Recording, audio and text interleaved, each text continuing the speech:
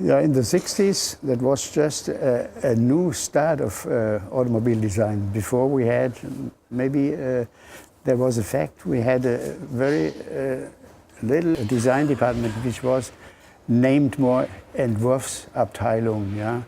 Design, this word wasn't very popular. It wasn't popular. A very important department anyway, yeah? But it was a department below the body construction, the body department. The design in the 60s, I mentioned already a restart. That was the first time we designed a car from the beginning on. Little sketches, the full-size sketches, airbrush renderings, and to start with the model. First with a 5th scale model, a full-size model, and up to the normal development like it is today. But before, we got from Detroit a fiberglass model as not a religion model, but this was practically the model. And what we did, that was the interior and the badging. Yeah, and for instance, some other parts like the wheels, the wheel desks, the wheel things, some little things. But from 62 on, we had a complete design from the beginning on to the production. Yeah, it was somehow very, very special. It was an idea of our first design director named Clay McKeegan. He asked me to design a sports car, a two-seater. You know, you must see it this way. We designed before just bread and butter cars, like we call it this time. Bread and butter cars, I think this is very good, understandable, yeah? Like the Record, the Cadet. The Cadet was pretty new at this time. And the truck. Okay, and the top of designing, it was a coupe, for instance. To design a two-seater sports car, that was something for us, you know. That's really, it was something like a top, yeah. Our modelers, they also were very enthused about to model a two-seater, a sports car. It was never before we had the chance to do this in this way. Yeah?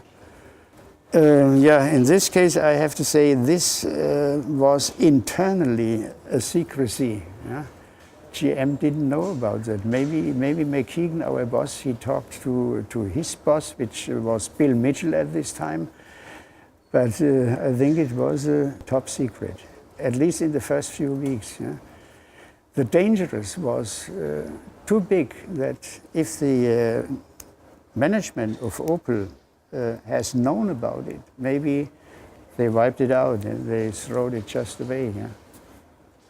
The main challenge was in order to build up a sports car, yeah? Something like a Ferrari or, you know, like the normal sports car at this time, is to move the engine back. Yeah? If we would have the normal concept engine on the front axle, yeah, it never became a sport car. Yeah? It was a coupe. Yeah? A coupe came out of this concept. And this was a big fight. Many people of the engineering department, they worked on a normal conception on the engine on the front axle. Yeah? But there were some of the people, and also the boss, Hans Messheimer, for instance, I think he was about almost 100% with us. Yeah? He knows about it. A sports car only can be done just the engine position and the weight balance of the whole car. Yeah?